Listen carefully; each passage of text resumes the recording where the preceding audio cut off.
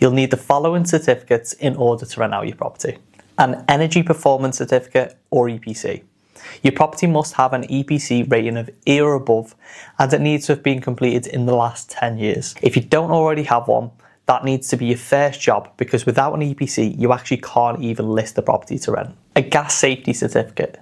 This is required every 12 months and must be completed by a gas safe registered engineer. It's basically a check to ensure all gas appliances in the property are safe and free from any faults or leaks that could put your tenants at risk. An Electrical Installation Condition Report, bit of a mouthful, or EICR for short. This needs to be carried out by a qualified electrician and is valid for 5 years. If this is your first time getting one done, be prepared. There's almost always something that needs fixing. It's completely normal, especially in older properties, but just make sure that you leave enough time to get any remedial work sorted, as the EICR will need to be signed off before the tenancy starts. Alternatively, you can provide an EIC, which is an Electrical Installation Certificate, instead of an EICR.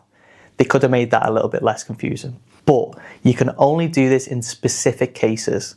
An EIC is the certificate an electrician gives you after completing work on your property. However, to be accepted in place of an EICR, the EIC must cover the whole property. If it's just a partial rewire that you've had done, it won't count, and you'll still need a valid EICR alongside it. So just be careful not to assume that any EIC will cover you.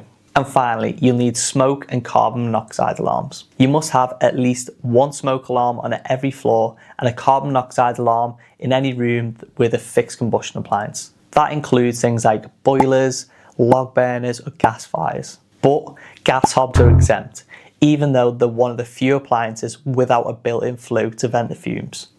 Who makes these rules? Either way, make sure all alarms are installed, tested, and working properly before the tenant moves in.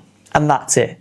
Those are the absolute minimum legal checks that you need in place before you rent out your property. If you want to know more about this, as well as everything else you need to know to rent your property out the right way, check the link in my bio to get free access to my ultimate letting guide.